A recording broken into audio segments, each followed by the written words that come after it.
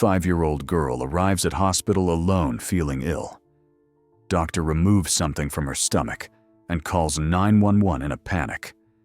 Before we dive into this story, drop a comment below and tell us where you're watching from. Now, let me tell you about a Thursday afternoon that changed everything in the small town of Mercy Creek, Montana. When Dr. Marcus Bellamy looked at the X-ray that autumn afternoon, his blood ran cold. There, inside the tiny stomach of a 5-year-old girl, was something that should never, ever be there. Something wrapped, dense, completely foreign. Something that would make him grab the phone and dial 911 in a panic just hours later. But to understand how we got to this moment of horror, we need to go back 3 hours. It was an ordinary Thursday at Mercy Creek Rural Hospital.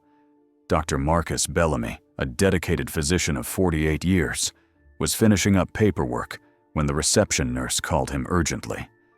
A little girl had just walked through the front door alone, no more than 5 years old, pale as snow, clutching her stomach and crying softly.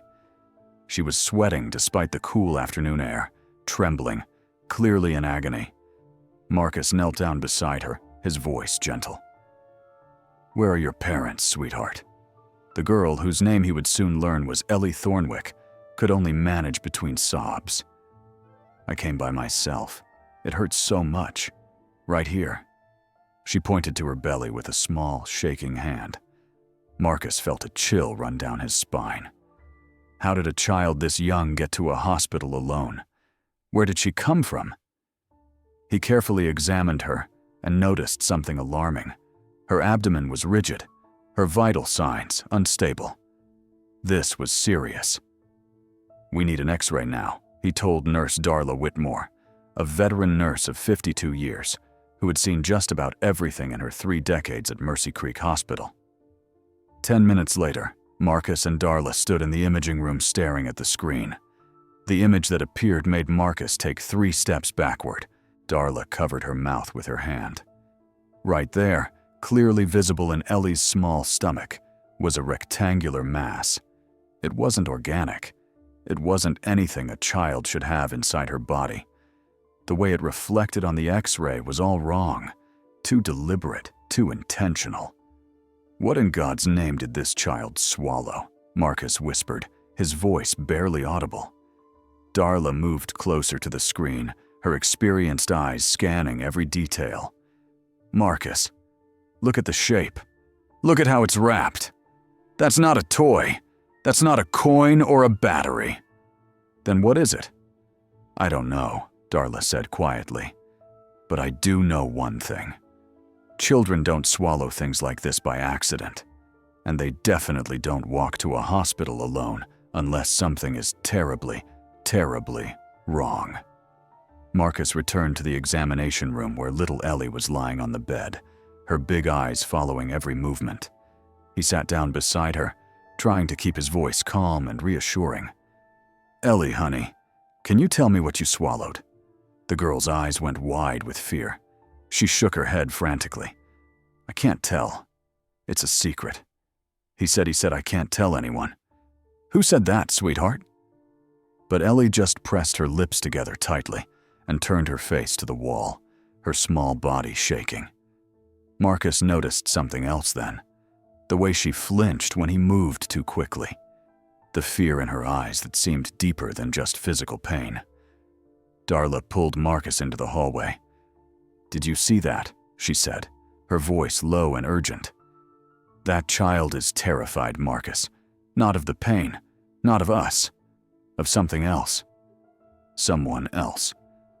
"I noticed," Marcus said, running a hand through his graying hair. "But we can't help her if we don't know what we're dealing with. I'm thinking we observe her overnight. See if whatever it is passes naturally." "No." Darla's voice was firm. "Marcus, I've been a nurse longer than you've been a doctor. Trust my instinct. That girl didn't end up here by coincidence. Nobody in reception saw who brought her. She literally appeared alone. A 5-year-old child walking into a hospital. Alone." Marcus felt the weight of her words. Darla was right. This wasn't just a medical emergency. This was something much bigger, much darker. "All right," he said finally. "I'll schedule an endoscopy for tomorrow morning. We'll try to remove it without major surgery if we can." "But Darla, I have a terrible feeling about this." "So do I, Marcus," Darla replied, looking back toward the room where Ellie lay curled up, so small and fragile on that big hospital bed. "So do I." What neither of them knew yet was that removing that object from Ellie's stomach would uncover a truth so shocking it would shake their small Montana town to its very foundation. A truth about invisible children, dangerous secrets, and the adults who fail to see what's right in front of them. But that revelation was still hours away.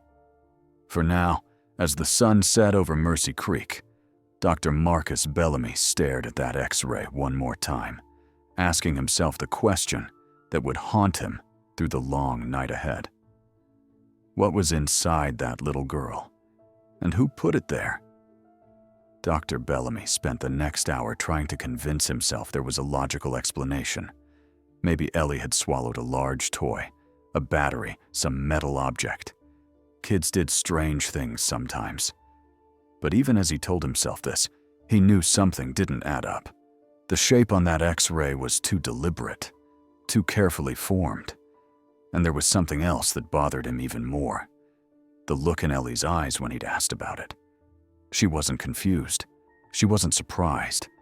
It was as if she knew exactly what was inside her stomach, and she was absolutely terrified of talking about it.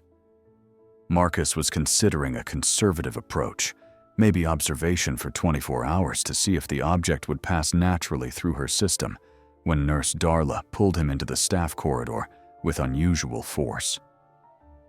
"Marcus, we need to talk now. Darla, I'm trying to decide the best course of—" "Look at me," she interrupted, her voice sharp but quiet. "I just spent 10 minutes with that little girl.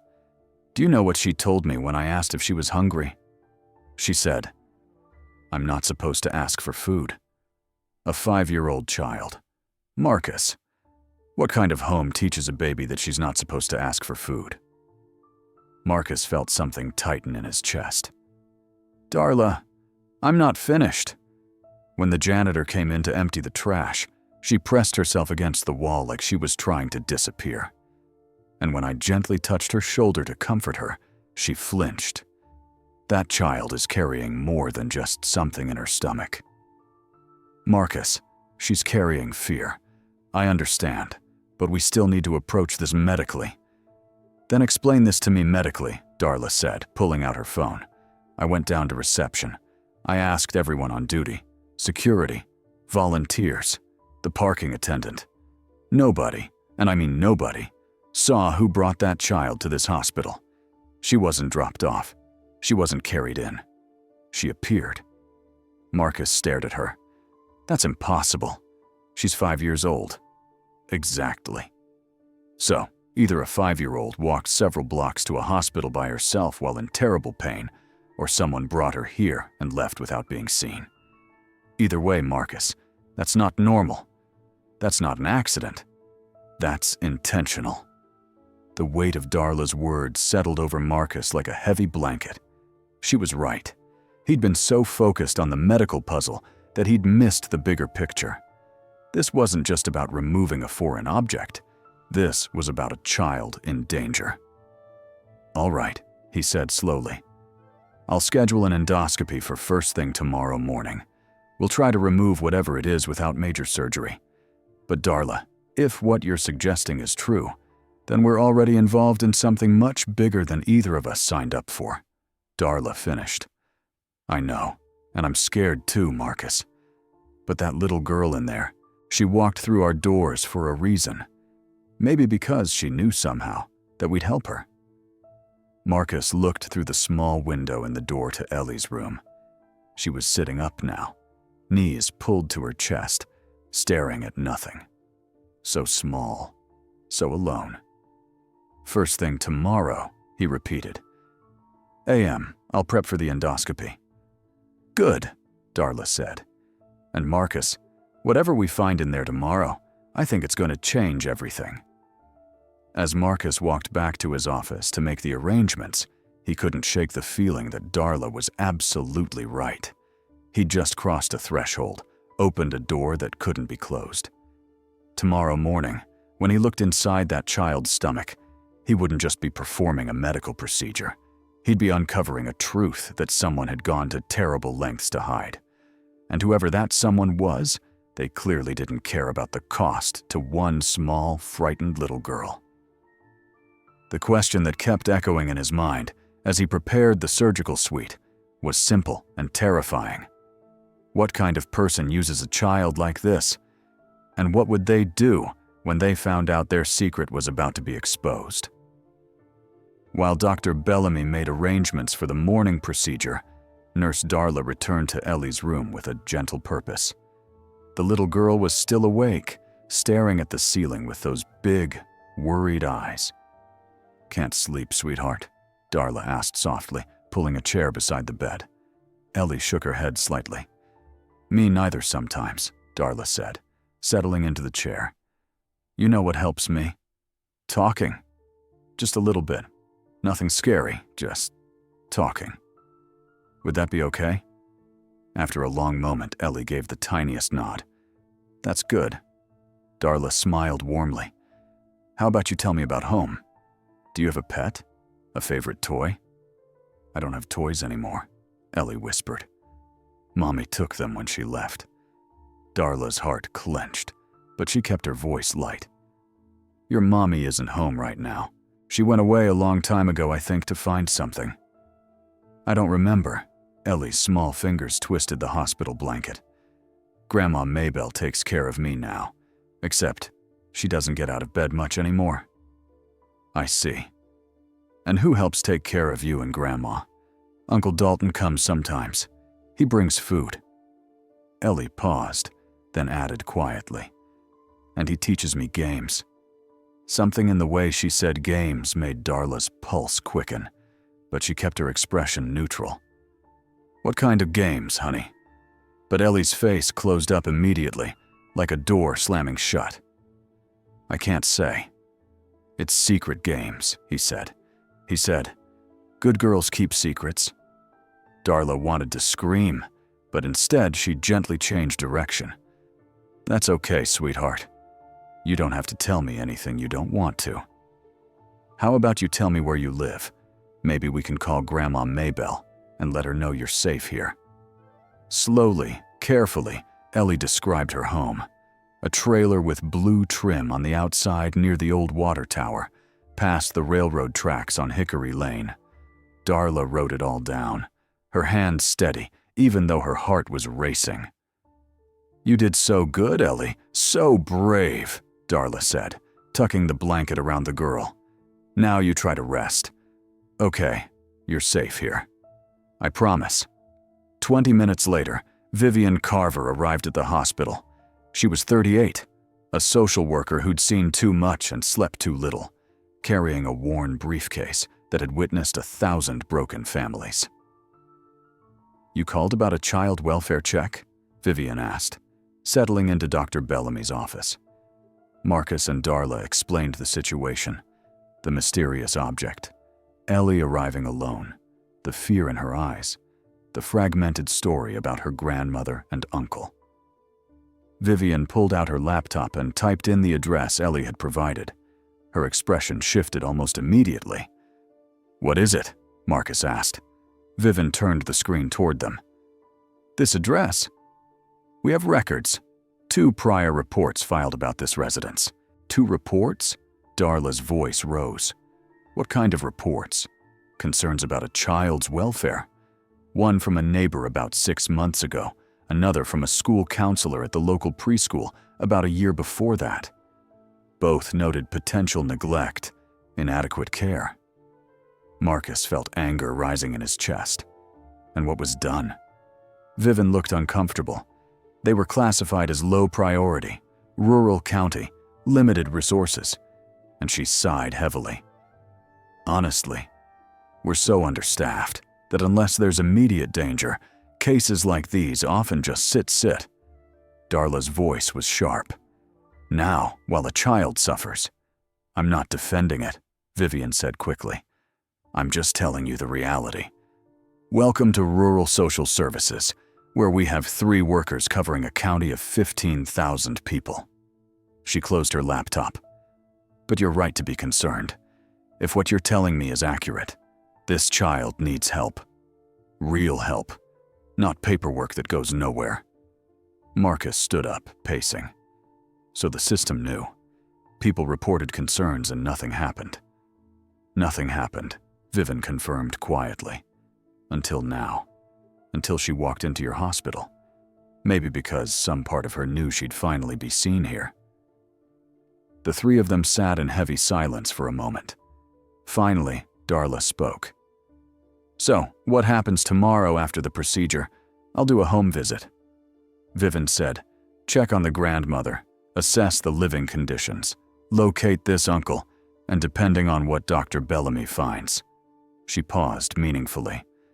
We may need to involve law enforcement. As Vivian left to begin her paperwork, Marcus and Darla exchanged a look. They'd wanted answers. Now they were getting them.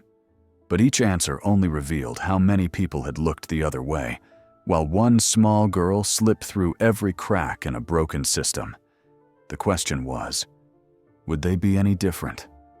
Or would they be the ones who finally caught her before she disappeared completely? The next morning, before the scheduled procedure, Detective Renata Hayes arrived at Mercy Creek Hospital. She was 45 with sharp eyes that missed nothing and a reputation for caring deeply about cases involving children. Dr. Bellamy, she extended her hand. Vivian Carver briefed me. I'm heading out to check the address where the child lives. Would you like to come along? Marcus hesitated only a moment. Yes, I need to see where she came from. The drive to the trailer park took 15 minutes through increasingly rural roads. When they finally pulled up to the address Ellie had described, Marcus felt his stomach drop. The trailer was barely standing. Blue paint peeled from its sides like old skin. The small yard was littered with broken furniture and trash. A smell of decay hung in the air. Detective Hayes knocked firmly on the door. Mrs. Thornwick. Maybelle Thornwick. This is the police. We need to speak with you about your granddaughter. After a long moment, a weak voice called out, Come in. It's open. What they found inside made Marcus want to weep. The trailer was in terrible condition. Dirty dishes piled everywhere, mold climbing the walls, and a pervasive smell of illness and neglect. In the back bedroom, they found Maybelle Thornwick. She was 68 but looked 80, lying in a bed surrounded by medication bottles, barely able to lift her head. Her eyes were cloudy, confused. Mrs. Thornwick, I'm Detective Hayes. We have your granddaughter Ellie at the hospital. She's safe, but we need to ask you some questions. Maybelle's face crumpled. Ellie, is she hurt? I told Dalton. I told him to watch her. Where is Ellie's mother? Hayes asked gently. Sienna, my daughter. She left months ago, maybe. I can't remember exactly. She said she needed to get better to fix things. Dalton said he'd help me with Ellie until Sienna came back. Mabel's voice was weak, fading in and out. Marcus looked around the small space. There was no proper food for a child, no toys, no indication that Ellie had any sort of normal childhood here. Mrs. Thornwick, when was the last time you saw Ellie? Detective Hayes continued. Yesterday morning, or maybe, I'm not sure. The days all run together. Dalton brings her by to check on me. He's a good boy, my Dalton. Takes care of things. Marcus and Detective Hayes exchanged a look. This woman was in no condition to care for anyone, let alone a 5-year-old child. Back at the hospital, Marcus shared what they'd found with Darla. That trailer isn't fit for anyone to live in, let alone a child. And the grandmother is completely unable to provide care. So, who's actually been taking care of Ellie? Darla asked. According to Maybelle, her son Dalton, as if summoned by his name. The reception desk called up at that very moment. Dr. Bellamy, there's a man here demanding to see Ellie Thornwick, says he's her uncle, a Mr. Dalton Thornwick. Marcus felt every muscle in his body tense. Tell him I'll be right down. Dalton Thornwick was 34 with nervous eyes and hands that wouldn't stay still. The moment Marcus approached, he jumped to his feet. Where's my niece? Is she okay? What did you find? Did you do surgery yet? The questions came rapid fire. Too fast. Too specific. Mr. Thornwick, Ellie is stable. We're monitoring her. I need to see her now. I'm family. You can't keep me from her. Marcus noticed the sweat on Dalton's forehead despite the cool hospital air, the way his eyes darted to the hallway leading to the patient rooms, the tremor in his voice that wasn't quite right for someone simply worried about a sick relative. We'll arrange a visit shortly, Marcus said carefully. But first, I need to ask you some questions. When did you last see Ellie? Yesterday. I dropped her off at my mother's place. Dalton wiped his palms on his jeans. Look what's going on. What did she swallow? Kids do stupid things, you know. She probably just found something and stuck it in her mouth. That's what kids do. Nobody had mentioned that Ellie swallowed anything. Marcus had only said they were monitoring her. Mr. Thornwick, how did you know Ellie swallowed something? Dalton's face went pale. I just assumed.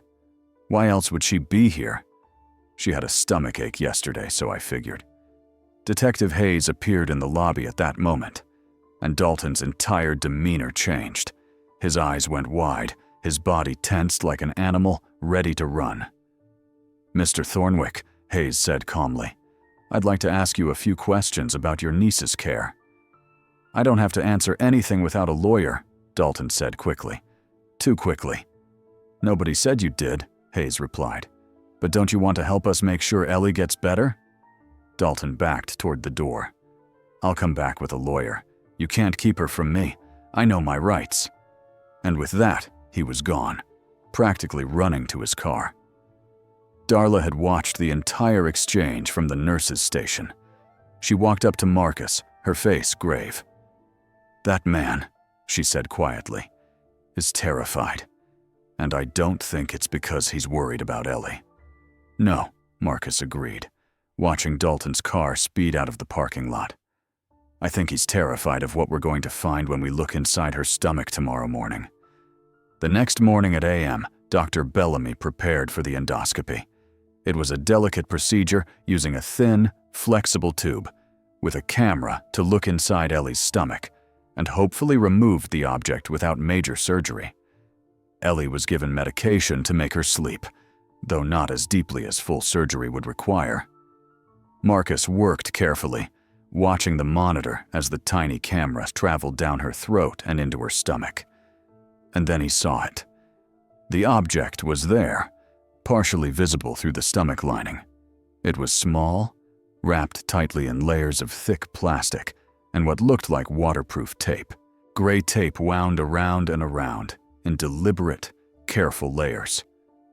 This wasn't accidental, the assisting nurse whispered, staring at the screen. No, Marcus agreed quietly. This was intentional. He maneuvered the endoscopic grasping tool, trying to get a grip on the package. Once, twice, 3 times he tried to grasp it, but it was lodged firmly in place. The stomach lining had become slightly inflamed around it, making everything more difficult. On his 4th attempt, he managed to grab hold of it and began to pull gently.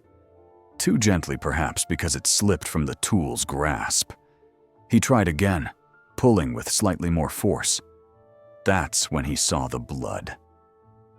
A small tear had formed in the stomach lining where he'd been working. Not dangerous yet, but a clear warning sign. Stop the procedure, Marcus said immediately. We're causing more harm than good. He carefully withdrew the endoscope, his hands trembling slightly with frustration. He'd failed. The object was still inside Ellie, and now he'd made her bleed in the attempt to remove it. In the recovery area, Ellie began to wake from the sedation. Her eyes fluttered open, unfocused at first, then landing on Marcus's face. Immediately, those eyes filled with panic. "Did you take it out?" she whispered urgently, trying to sit up despite Darla's gentle hands holding her steady. "Please, please, tell me you took it out." "Not yet, sweetheart," Marcus said softly. "But we will. I promise." Ellie's face crumpled and tears began streaming down her cheeks. "No, no, no! You have to take it out! He's going to know! He's gonna know! I told Ellie!" "Honey, who's gonna know?" Darla asked gently. But the little girl just shook her head frantically, pressing her lips together. Then, so quietly, they almost didn't hear, he said, "Girls who tell secrets get in trouble. Bad trouble," he said. "Nobody would believe me anyway." Marcus felt something break inside his chest. This child wasn't just carrying something physical. She was carrying fear so deep it had become part of her. After Ellie finally calmed down and drifted back to sleep, Darla found Marcus in the hallway. He was sitting on the floor, back against the wall, head in his hands. "Marcus, I failed her. Darla, I had one job. Get that thing out of her. And I failed." Darla sat down beside him, her voice firm but kind. "You know what your real failure was? Thinking you could do this alone. Thinking a simple procedure would solve a complicated problem." Marcus looked up at her. "That little girl in there," Darla continued. "She's not just a medical case. She's a child who's been living in fear. Whatever is in her stomach, whoever put it there, they've convinced her that speaking up will only make things worse. Your job isn't just to remove an object, Marcus. It's to help remove that fear." "But how? I'm a doctor, not a—" "You're a human being," Darla interrupted. "And right now, that little girl needs human beings who will fight for her. All of us together. Not just you, not just me. All of us." Marcus was quiet for a long moment. "Then we need to do surgery. Real surgery tomorrow morning. And we need Detective Hayes here when we find out what's inside her." "Agreed," Darla said. "But there's something else we need, Marcus." "What?"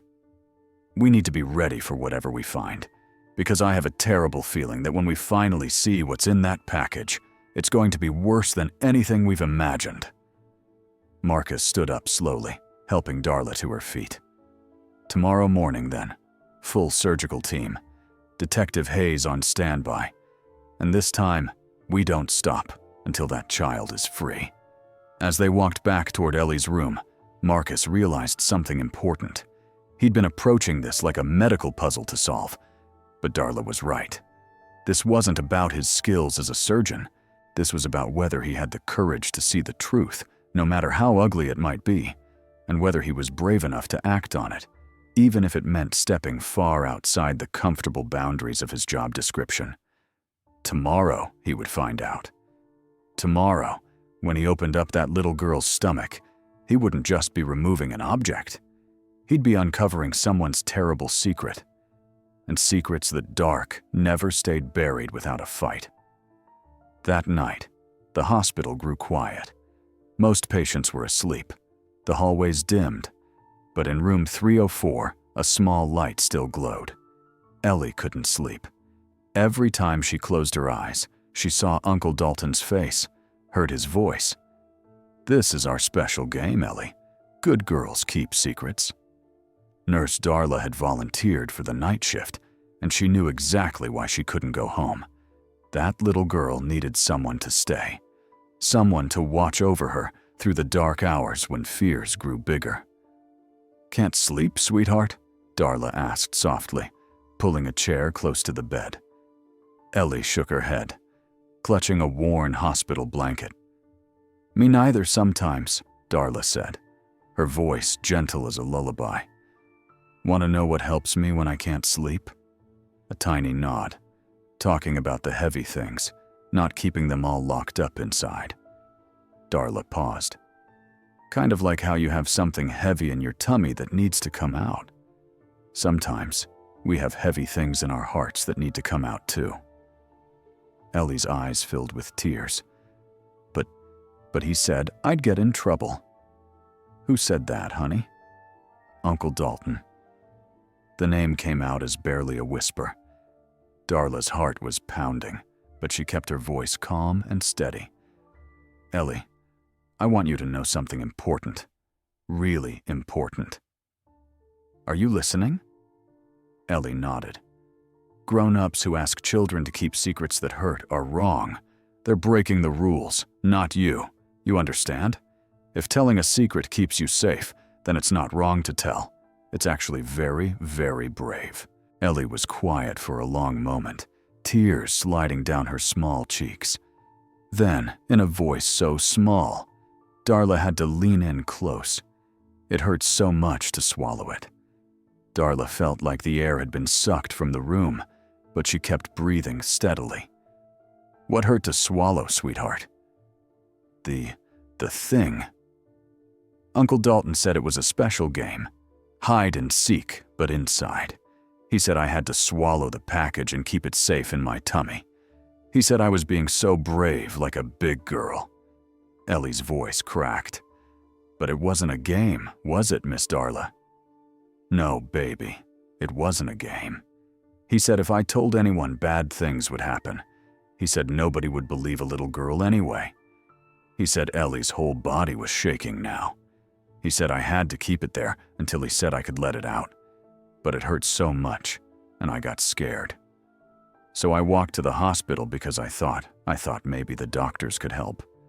Darla gently pulled Ellie into a hug, letting the child cry into her shoulder. "You did exactly the right thing, Ellie. Walking here was the bravest thing you could have done. And we are going to help you, I promise." "But what if Uncle Dalton finds out?" I told. "Uncle Dalton isn't going to hurt you ever again. I won't let that happen. Dr. Bellamy won't let that happen. We're going to keep you safe."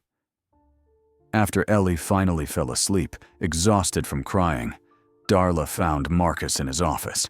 He was still there in the morning reviewing surgical procedures. "Marcus," Darla said quietly from the doorway.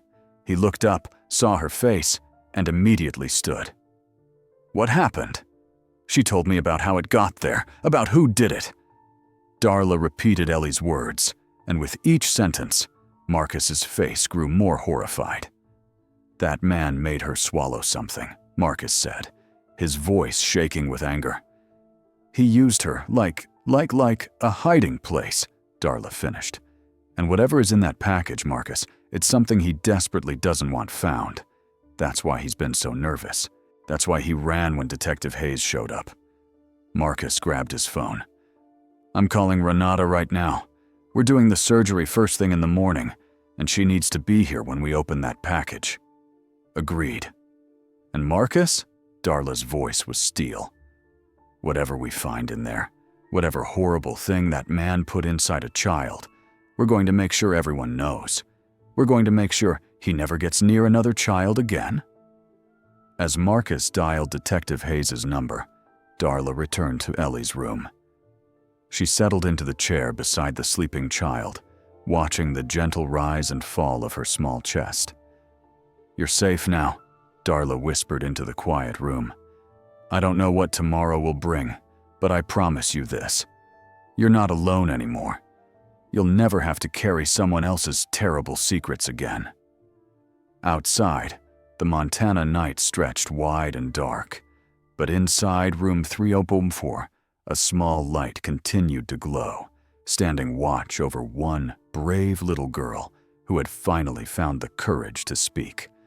Tomorrow, the truth would finally come out. And whatever it was, they would face it together. The next morning arrived with unexpected chaos. At a.m., just as the surgical team was preparing, the reception desk called with urgent news. Dalton Thornwick had returned, and this time he wasn't asking politely. "Where is she?" Dalton's voice echoed through the lobby. "You can't keep my niece from me. I have rights, family rights." Dr. Bellamy headed downstairs, but Detective Renata Hayes was already there, having arrived early for the scheduled surgery. She stepped directly into Dalton's path. "Mr. Thornwick," she said calmly, "I'm glad you're here. Saves me a trip. I have some questions for you." Dalton's eyes darted between Hayes and the hallway leading to patient rooms. "I don't have to answer anything. I just want to see Ellie." "Interesting," Hayes said, pulling out a small notebook because I've been doing some research on you. Dalton James Thornwick, age 34. 2 prior convictions for possession of illegal substances. 3 years probation that ended just 8 months ago. Want to tell me about that? The color drained from Dalton's face. "That's in the past. I paid my debt to society. I'm clean now. I'm just trying to take care of my family." "Are you?" Hayes asked. "Because your mother is bedridden and clearly unable to care for a child. Your sister disappeared months ago. And yet somehow, little Ellie has been under your care all this time. How exactly have you been caring for her, Mr. Thornwick?" His sweat beaded on Dalton's forehead despite the cool morning air. "I bring food. I check on them. What else am I supposed to do? I'm doing my best." "Have you been inside your mother's trailer lately?" Hayes continued. "Because I have yesterday. And what I saw wasn't doing your best. What I saw was neglect, dangerous living conditions, no proper food for a child, no supervision. That's not my fault. Mom got sick and Sienna left and I'm just one person trying to, what?" Dr. Bellamy interrupted, stepping forward. "Trying to take care of your niece. Then explain to me why she showed up at this hospital alone in terrible pain, with something inside her that she was clearly terrified to talk about." Dalton's hands were shaking now. Kids swallow things all the time. It was probably just a toy or something. She probably didn't want to get in trouble for nobody mentioned she swallowed anything, Hayes said sharply. "Interesting that you assumed that, Mr. Thornwick, almost like you already knew exactly what was inside her stomach." Dalton took a step backward. "I don't. You're twisting my words." "Am I? Because here's what I find curious. You've been back to this hospital 3 times in 2 days, asking very specific questions about what the doctors found. Whether they've done surgery yet, what they've removed. That's not normal concern for a sick relative. That's desperation. What are you so afraid we're going to find, Dalton?" "This is harassment." Dalton's voice rose, drawing stares from people in the waiting area. "You can't talk to me like this. I know my rights.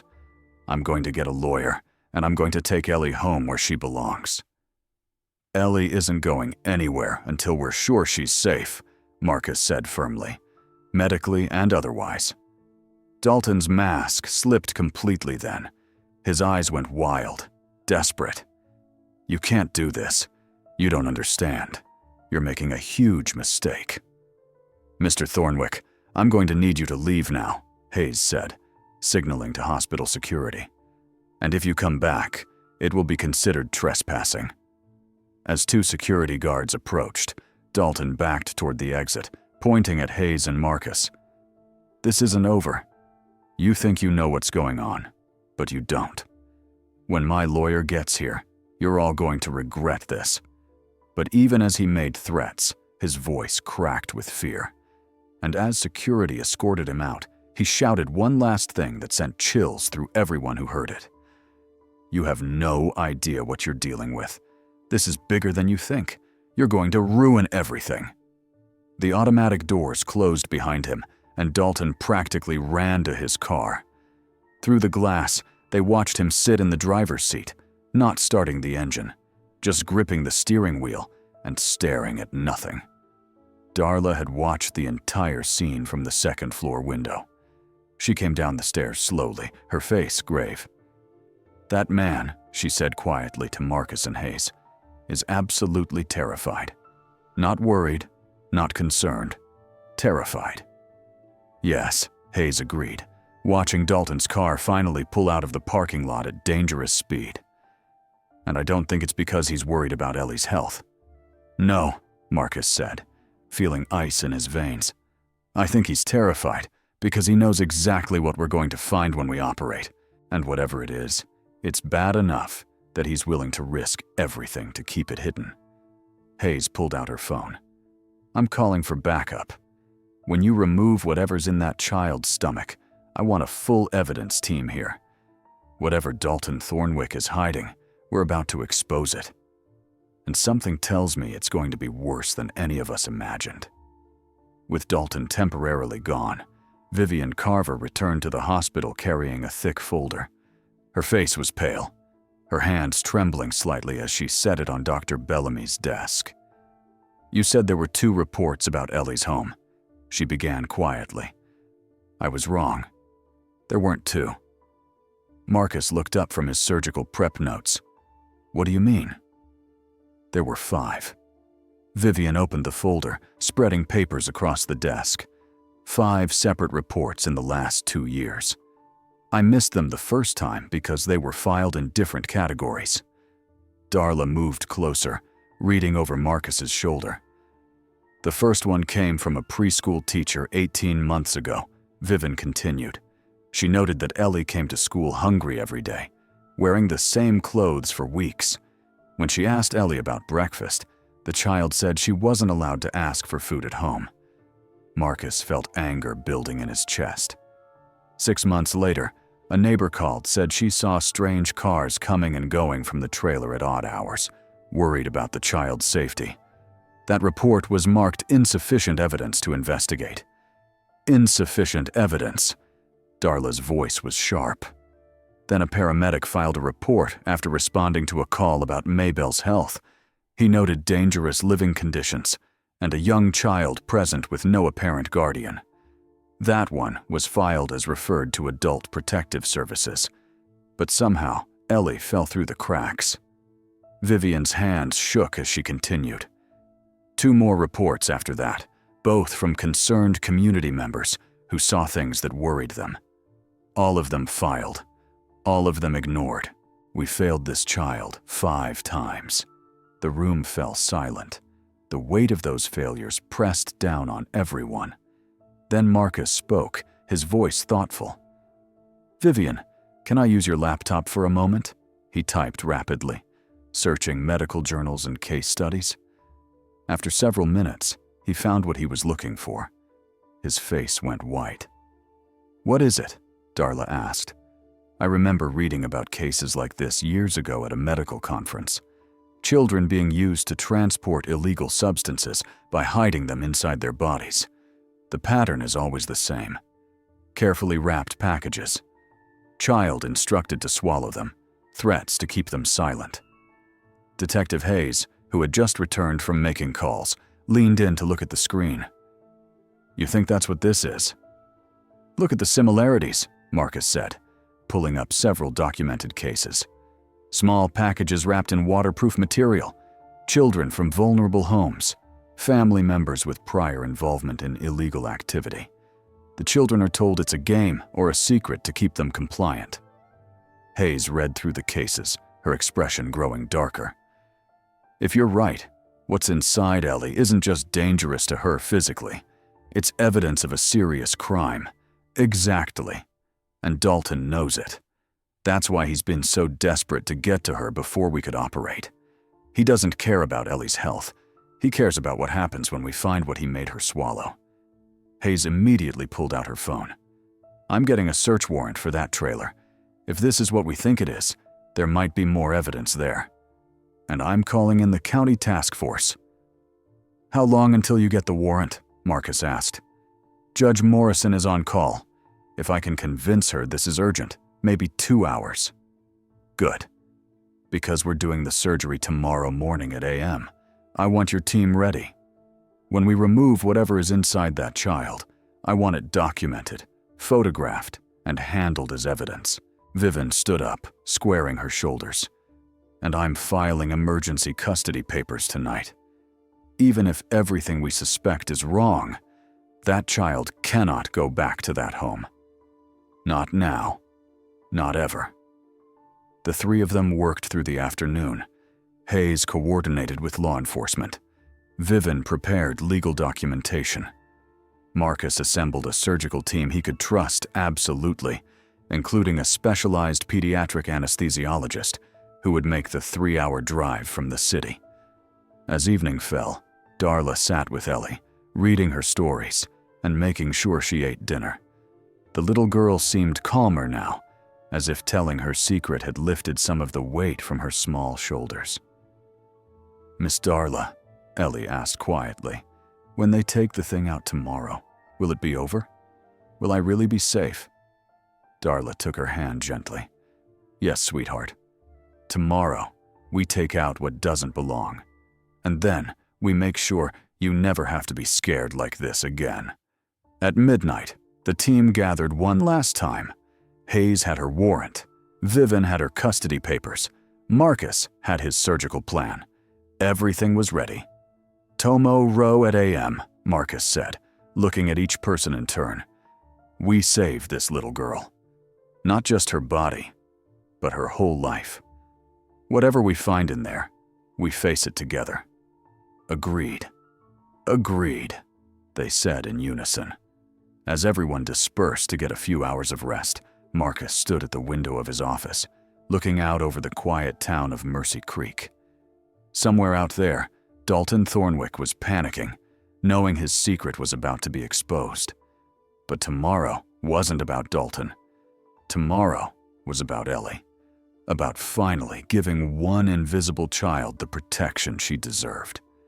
The night before surgery felt endless.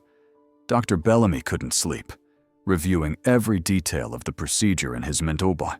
At AM, he was still in his office when the specialized pediatric anesthesiologist arrived from the city. "Dr. Chen, thank you for coming on such short notice," Marcus said, shaking her hand. "When you told me the situation," Dr. Chen replied, "I canceled everything.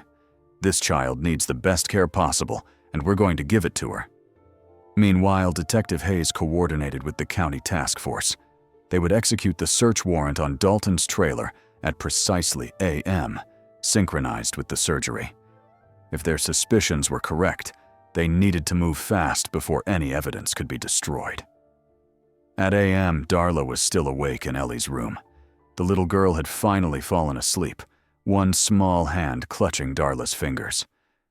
"You know," Darla whispered to the sleeping child, "I've been a nurse for 30 years. I've seen a lot. But you, Ellie Thornwick, you're the bravest person I've ever met. Tomorrow, we're going to make everything right." Vivian spent the night making calls, ensuring every piece of emergency custody documentation was perfect. No loopholes, no delays. When this was over, Ellie would be legally protected. At AM, the team gathered in the hospital's small chapel, a quiet room they rarely used. No one had suggested meeting there. They'd all just ended up in the same place, drawn together by the weight of what they were about to do. "This is bigger than any of us," Marcus said softly. "But together, we're going to do right by that little girl. No matter what we find, no matter what happens, we stick together. We protect her." Hayes nodded. "My team is ready. The moment you remove that package, we document everything. Chain of custody will be perfect. Whatever Dalton Thornwick did, we're going to prove it. And I'll be there when she wakes up," Darla added. "She won't be alone. Not for a second." At UA, they began final preparations. Ellie was gently woken and prepared for surgery. She was scared, but when she saw all the familiar faces around her, Marcus, Darla, Dr. Chen, she managed a small, brave smile. "You're going to fix me?" she asked Dr. Bellamy. "Yes, sweetheart. We're going to take out what doesn't belong, and when you wake up, it'll all be over, and Uncle Dalton won't be mad." Darla knelt beside the gurney. "Uncle Dalton won't ever hurt you again. I promise." As they wheeled Ellie toward the operating room, the sun was just beginning to rise over Mercy Creek. A new day, a day that would change everything. Detective Hayes stood in the hallway, phone in hand, coordinating with her team at the trailer. "Execute the warrant at not a minute before. I want everything synchronized." Dr. Bellamy scrubbed in, his hand steady despite the racing of his heart. Dr. Chen prepared the anesthesia with meticulous care. The surgical nurses arranged instruments with quiet precision. Everyone was ready. The moment of truth had finally arrived. At a.m., just 15 minutes before the scheduled surgery, the hospital's front doors burst open. Dalton Thornwick strode in accompanied by a man in a rumpled suit carrying a briefcase. "Stop everything," the man announced loudly. "I'm attorney Gerald Moss, representing the legal guardian of Ellie Thornwick. We have a court order." Marcus, already in his surgical scrubs, felt his heart drop. Detective Hayes moved quickly to intercept them in the lobby. "What kind of court order?" she demanded. The attorney pulled out papers. "A temporary emergency injunction. My client, Maybelle Thornwick, is the legal guardian of the minor child. She has not given consent for any invasive surgical procedures. This hospital must cease all medical interventions immediately pending a full custody hearing." "That's insane," Marcus said, coming down the stairs. "The child needs this surgery." "Then you should have obtained proper consent from the legal guardian," the lawyer replied smugly. "Instead, you've been holding the child without authorization.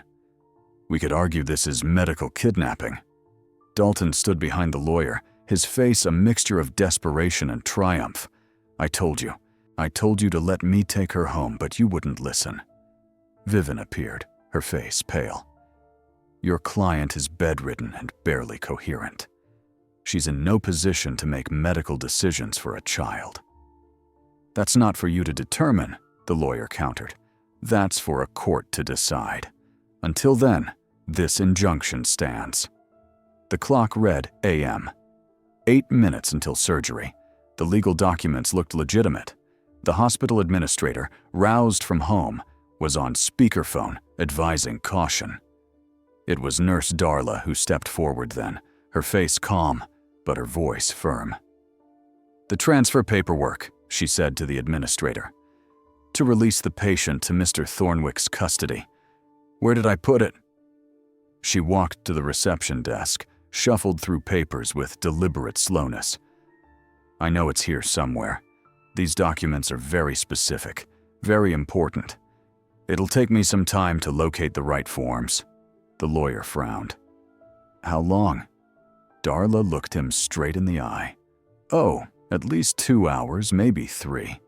Hospital policy requires very specific documentation for the release of a minor patient, especially in a case involving potential guardianship disputes.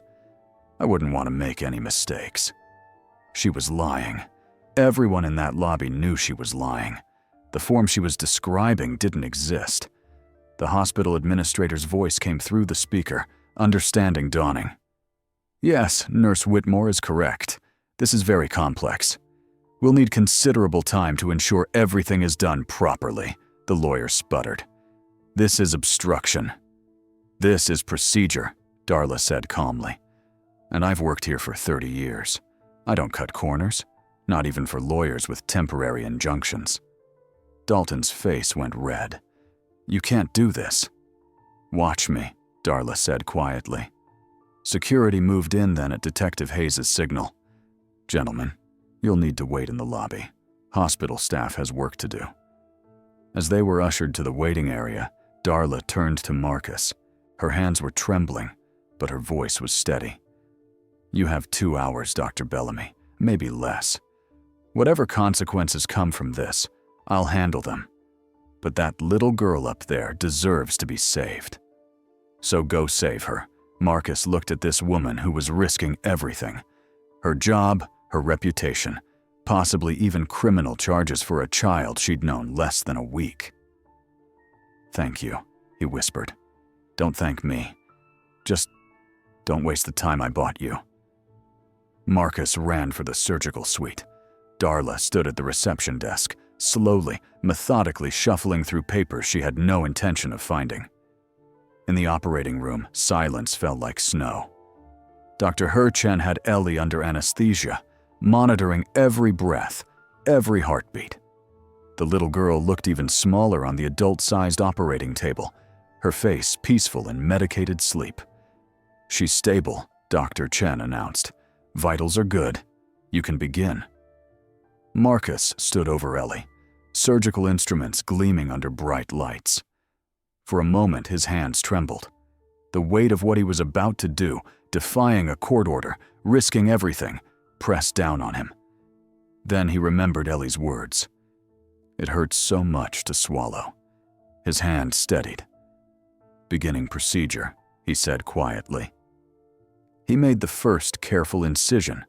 Working with precision, he navigated through layers of tissue, being extraordinarily gentle.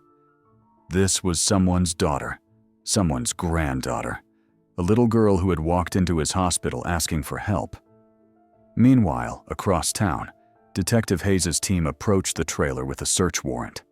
They moved quietly in the early morning light surrounding the property. "Execute the warrant," Hayes commanded into a radio. Officers entered the dilapidated trailer. What they found made even seasoned investigators feel sick. Packaging materials, digital scales, residue testing positive for illegal substances, and something more. A notebook hidden under a loose floorboard with dates and initials. One entry read, E1215, delivery successful, E for Ellie. "She wasn't the first time," one officer said quietly. "He's been doing this for months." Hayes felt rage building. "Photograph everything. I want this case airtight."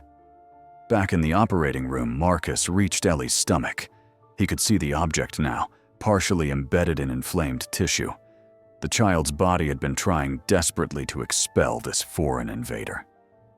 "Retractor here," he instructed a nurse. Carefully, he exposed the package. It was small, about the size of a deck of cards, wrapped in thick plastic and sealed with waterproof tape. Gray tape wound around and around in tight professional layers. This wasn't done by someone careless, Marcus observed. Whoever wrapped this knew exactly what they were doing. "How much longer?" Darla's voice crackled through the intercom from the observation area above. "That lawyer's getting agitated." 10 minutes, Marcus replied. Maybe less. He worked with painstaking care, separating the package from surrounding tissue that had become inflamed, trying to reject it. One wrong move could rupture it. And if whatever was inside spilled into Ellie's body, he didn't let himself think about that. "Almost there," he murmured. In the waiting room, Dalton Thornwick paced like a caged animal. The lawyer was on his phone, arguing with someone. Security watched them both carefully. Darla appeared in the doorway. "Still looking for those forms," she said sweetly. "Hospital records from 30 years can be so difficult to organize properly." Dalton's face was covered in sweat. "You're doing this on purpose." "I'm doing my job, Mr. Thornwick, making sure everything is handled correctly." Back in surgery, Marcus finally freed the package from Ellie's stomach. It sat in his gloved hand, surprisingly heavy for something so small. "Beginning closure," he announced, his voice steady despite his racing heart. He sutured Ellie's stomach with precise stitches, then began closing the outer incision.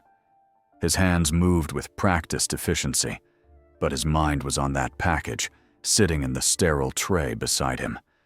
Whatever was inside had been important enough to risk a child's life, important enough to use a 5-year-old as a hiding place, important enough that Dalton Thornwick was willing to fight legal battles to prevent its discovery.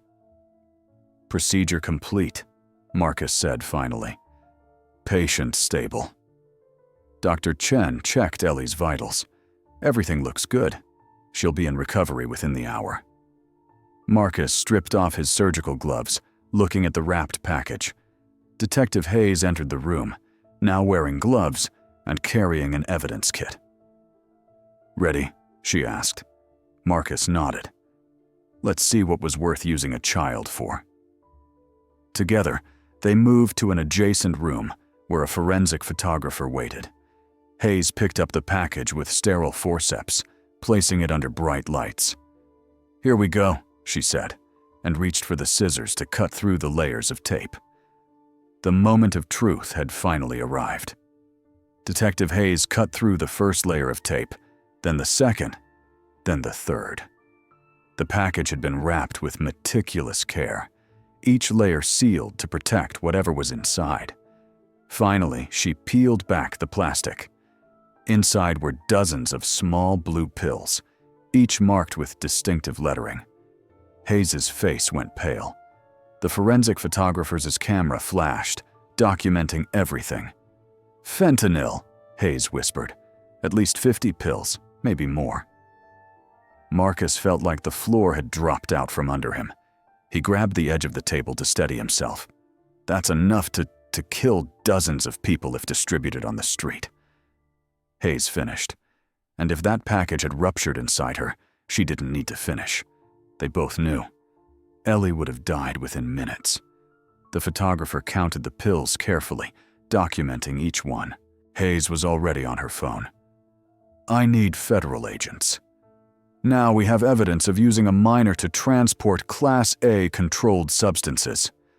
Within minutes, the hospital was swarming with law enforcement.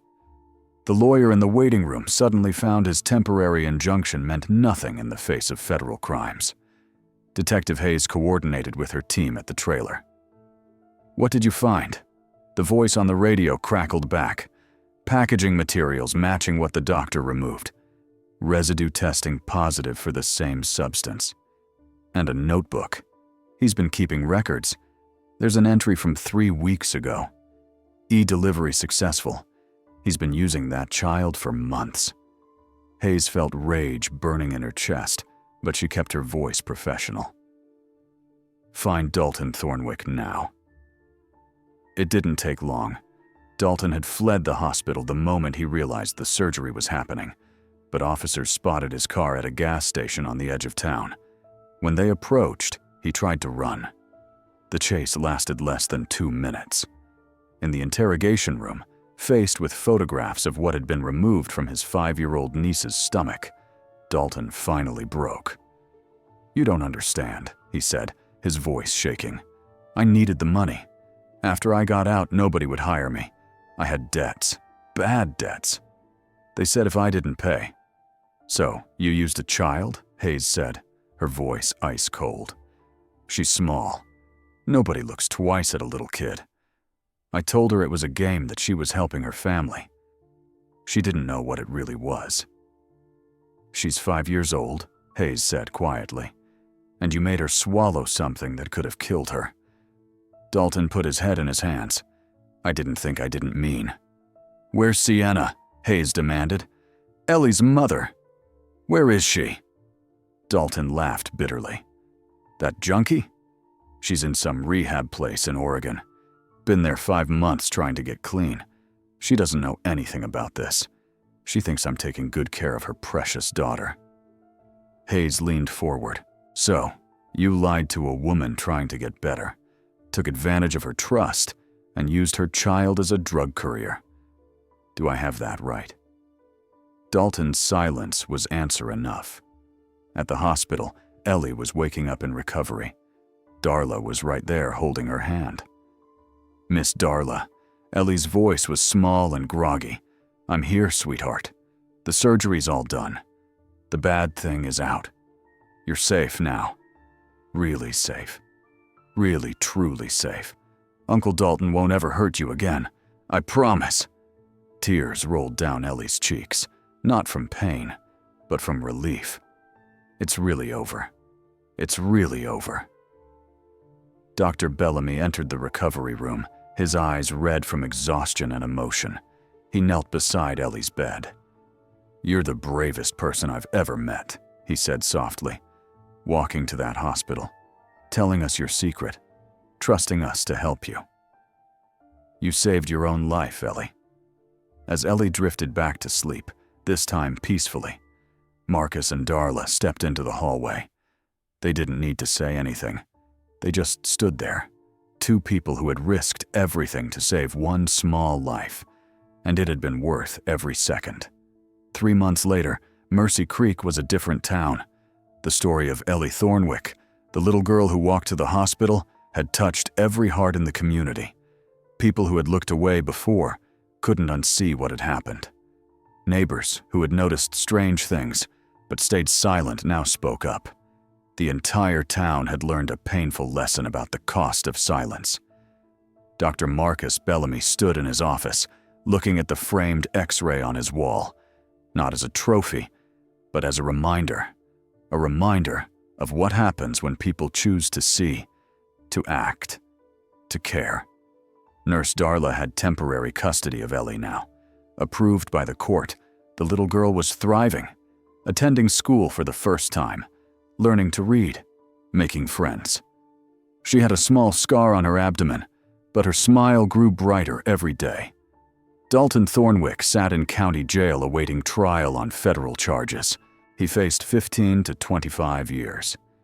Maybelle, once she received proper medical care and regained some clarity, wept at what her son had done. "I should have protected her," she told the social worker. "I'll carry that failure for the rest of my life." Detective Hayes had been commended by federal authorities. Vivian was promoted to supervisor and was reforming the entire county social services system. New protocols, more staff, better follow-up.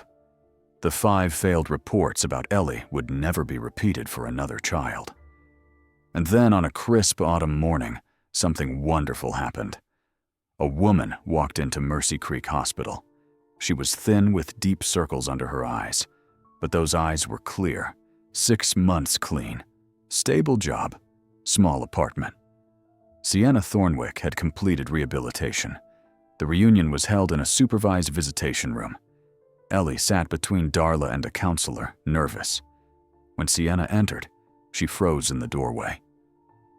"My baby," Sienna whispered, tears streaming down her face. "Oh God, what did he do to you?" Ellie looked at this woman. She barely remembered. Are you really my mommy?" "Yes, sweetheart, and I am so sorry I wasn't there to protect you." Sienna knelt down, keeping distance so as not to overwhelm her daughter. "I was sick, very sick, but I'm getting better now. And if you'll let me, I want to be part of your life again the right way this time." The judge had approved a reunification plan. Supervised visits for 6 months, then weekends, then gradual co-parenting with Darla, maintaining primary custody. If Sienna stayed clean, stayed stable, she could slowly rebuild her relationship with her daughter. "I love her too much to be selfish," Sienna told Darla privately. "She deserves stability. You're giving her that. But maybe someday I can prove I'm strong enough to be the mother she deserves." "One day at a time," Darla said gently. "For now, let's just focus on today." 3 months after the surgery that saved her life, Ellie Thornwick was learning what it meant to simply be a child, to play, to laugh, to not carry secrets that weren't hers. Dr. Bellamy watched from his office window as Ellie played in the hospital's small garden during a visit. She was chasing butterflies, her laughter floating up like music. One small girl, one moment of courage, one community that finally chose to see. It wasn't a perfect ending, but it was hope, and sometimes hope is enough. The days following the surgery moved in a blur of activity. Federal agents took over the investigation. The hospital was filled with officers, social workers, and lawyers. But in room 304, one small girl was healing. Ellie's physical recovery was remarkable. Dr. Bellamy checked on her every morning, amazed at how resilient children could be. The incision was healing perfectly. The inflammation in her stomach was subsiding. Within a week, she was eating normally again, but the emotional healing would take longer. A child psychologist, Dr. Patricia Morrison, visited daily. She used play therapy, drawing, and gentle conversation to help Ellie process what had happened. Slowly, the little girl began to understand that what her uncle had done wasn't her fault, that keeping that terrible secret hadn't been her responsibility. "You were so brave, doctor," Morrison told her during one session, not just for walking to the hospital, but for telling the truth, even when you were scared. "I thought I'd get in trouble," Ellie whispered. "I know, but the only person in trouble is the one who hurt you. You did nothing wrong. Nothing.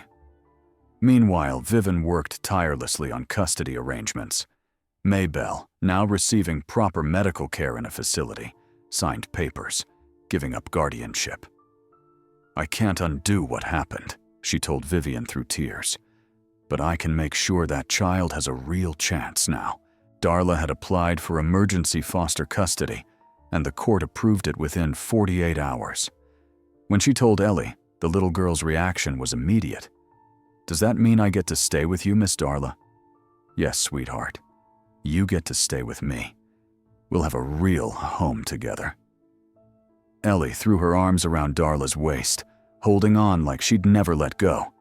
The community response was overwhelming. When word spread about what had happened, donations poured in.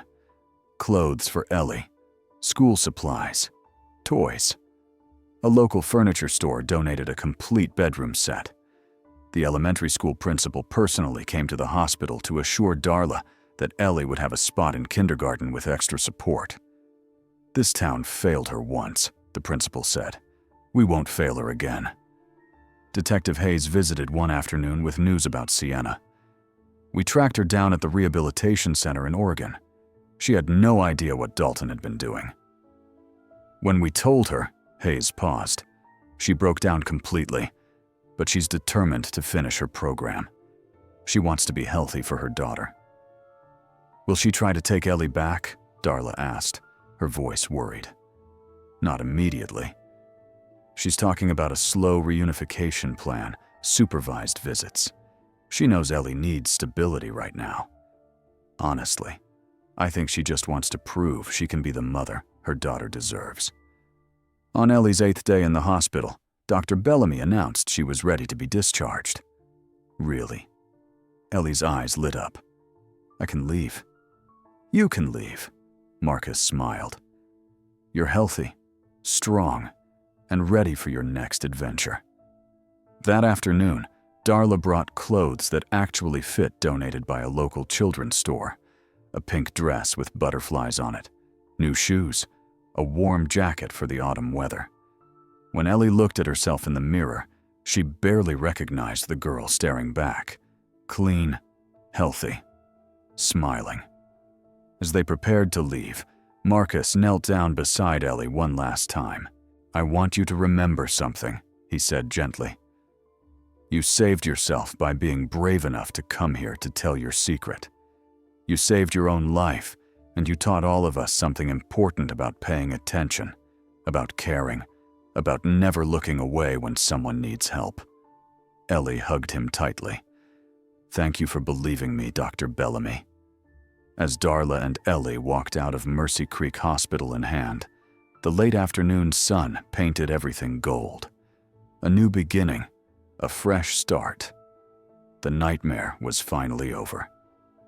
And for the first time in her young life, Ellie Thornwick had something she'd never had before, a future filled with hope. 6 months had passed since that autumn day, when a 5-year-old girl walked alone into Mercy Creek Hospital. Ellie was 6 now, in 1st grade, reading at a 2nd grade level. She lived in a cozy house with Darla, who had officially become her foster mother. The bedroom the furniture store donated was filled with books, stuffed animals, and drawings Ellie made at school. Every 2 weeks, Sienna visited under supervision. The visits had grown from awkward and tearful to genuine and warm. Mother and daughter were learning to know each other again. Sienna had been clean for 10 months now, working steadily, attending therapy, proving day by day that she was rebuilding her life. I can't erase the past, Sienna told Darla during one visit. But I can be part of her future, the right way. The court had approved a gradual reunification plan. Eventually, if all went well, Sienna would share custody with Darla, co-parenting, supporting each other, giving Ellie what she truly needed, stability and love. Dr. Bellamy kept that X-ray framed in his office. Every time he looked at it, he remembered why he became a doctor. Not just to treat symptoms, but to truly see people, to act when action was needed, even when it was difficult. Mercy Creek had changed too. A community watchdog program for child safety was formed. 3 new social workers were hired. The reporting system was completely reformed. And most importantly, people learned to speak up when something seemed wrong. On a bright spring morning, Dr. Bellamy stood at the window of his office.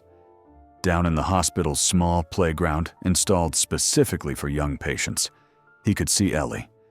She was laughing, playing tag with other children during a routine checkup visit. Just a normal little girl playing, happy, safe. Darla appeared beside him watching too. Hard to believe that's the same frightened child who showed up here 6 months ago. She was always strong, Marcus said. She just needed people to see that to help her. We almost didn't, Darla said quietly. If she hadn't been brave enough to walk through those doors. But she was, and we did. That's what matters. That evening, Ellie sat at the dinner table in Darla's kitchen doing homework. Simple addition problems. She stuck her tongue out in concentration, carefully writing numbers. "Miss Darla," she asked, "can I tell you something?" "Anything, sweetheart. I'm not scared anymore. Not like before. Is that okay?" Darla's eyes filled with tears. "That's more than okay, honey. That's everything." As Marcus drove home that night, he thought about all the Ellies in the world. Children carrying invisible burdens, secrets that hurt, living in situations where they felt unseen and unheard. How many were out there right now, hoping someone would notice? The answer terrified him, but it also gave him purpose. One child at a time. One moment of paying attention. One act of courage to speak up, to act, to care. That was how you change the world. 3 months later, Ellie Thornwick stood at the front of her first grade class for show and tell. In her small hands, she held a drawing of a hospital. "This is where the angels saved me," she said simply. "When I was scared and hurt, I walked here, and they helped me. Dr. Bellamy and Miss Darla, they didn't look away." Her teacher wiped tears from her eyes. And in homes across America, in towns big and small, other Ellies were still waiting for someone to see them, to believe them, to act. This story is for them, and for the heroes who choose to pay attention, because every child deserves to be seen. Every child deserves to be safe. And sometimes all it takes is one person who cares enough to look a little closer, listen a little harder, and have the courage to say, "I see you, and I will help you." That's how we save the invisible children, one brave heart at a time.